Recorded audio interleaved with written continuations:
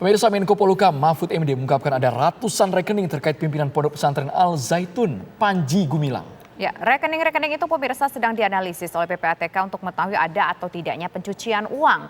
Selain itu, Menko Polhukam juga menyatakan BNPT akan mendalami dugaan afiliasi Pondok Pesantren Al Zaitun dengan Gerakan Negara Islam Indonesia atau NII.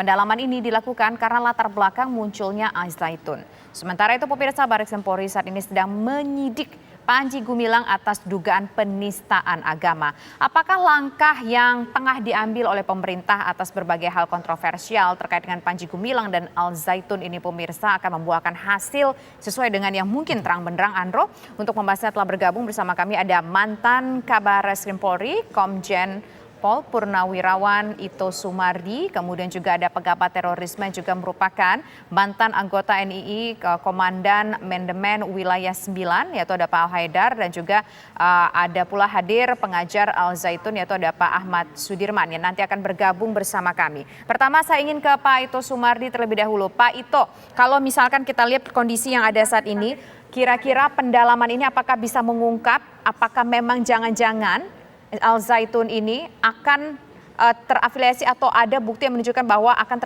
sudah terafiliasi dengan NII? Ya, baik Mbak. Mungkin ini pengalamannya Mas Haidar ya, pasti tahu beliau. Dan tadi saya kebetulan dalam PP Polri bertemu dengan beberapa teman dari BNPT, kemudian juga dari Densus ya. Tentunya Polri juga tidak akan diam masalah ini, karena ini kan sudah merupakan satu organisasi yang seperti negara dalam negara. Dulu saat saya masih berdinas, kita punya CD-CD ya, kompak disk yang melihat ada pembayatan, ada pelantikan menteri-menteri, ya itu kan sudah boleh dikatakan merupakan satu tindakan yang makar. Kemudian sebelum saya Pak Susno juga sudah berhasil mempidanakan ya beberapa orang dari Al Zaitun yang kemudian dituntut dengan pasal makar. Sayangnya kan saat itu belum sampai menyentuh kepada pimpinannya ya. Padahal menurut keterangan daripada beberapa ex anggota NII, jelas bahwa Panji Gumilang selain yang bersangkutan itu adalah sebagai pimpinan Pondok Pesantren Al Zaitun, juga statusnya adalah sebagai pimpinan daripada NII KW 9. Nah, kalau dari aspek hukum yang jelas ini harus didalami. Memang saat ini ada kasus pidana yang sedang berproses. Kemudian juga saya juga membaca di beberapa media bahwa Gubernur Jawa Barat Pak Ridwan Kamil juga menengarai ya ada indikasi penggalangan dana yang dilakukan oleh Ponpes Al Zaitun untuk membiayai kelompok NII. Namun ini tentunya harus didalami. Saya kira mungkin kalau melihat daripada keberadaan Al Zaitun, betul tadi disampaikan oleh Bapak Menko Polhukam, saat ini adalah individu. Tetapi kan kalau di hukum pidana itu dikenal ada tempus delicti, waktunya daripada melakukan satu kejahatan, atau locus delicti, tempatnya. Meskipun memang Al Zaitun itu tidak bisa dipersalahkan, tetapi perbuatan itu terjadi di tempat itu. Nah, ini sekarang kembali terkait kepada NII ya, KW 9. Jelas ini satu organisasi yang tidak boleh ada di negeri kita ini.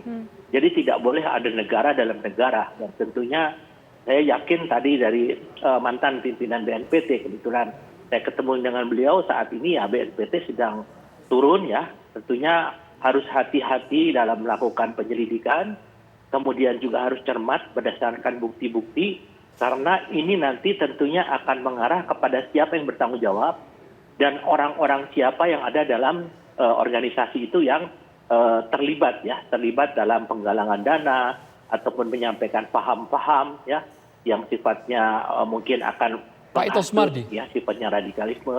Tapi kita harus menunggu ya Mbak Tisa, Mas Andro, kan ini pun kita harus hati-hati, proses pidana mesti berjalan. Dan kembali masalah penggalangan dana, sebetulnya menurut saya itu bisa secara efektif dilakukan apabila ada orang yang merasa dia mungkin diperas ya, kemudian dia merasa terpaksa memberikan sesuatu. Itu kan ada pasal kalau nggak salah 468 ya, itu mengatakan bahwa dengan pemerasan yang ancaman hukumannya 9 tahun, kalau itu dilaporkan otomatis dari pihak penyidik akan membekukan rekening-rekening yang terkait dengan laporan tersebut.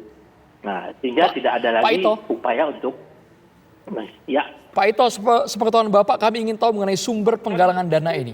Baik itu asal anggarannya, kemudian uang yang sudah terkumpul yang diduga, kalau tadi penjelasan Pak Mahfud MD Menko Polhukam, jumlah rekening pun fantastis ini Pak, 289 rekening. Tidak bisa dipisahkan bukan dari penggalangan dana itu. Itu biasanya sumber dananya digunakan untuk apa itu Pak Ito Sumardi? Sepengetahuan Bapak.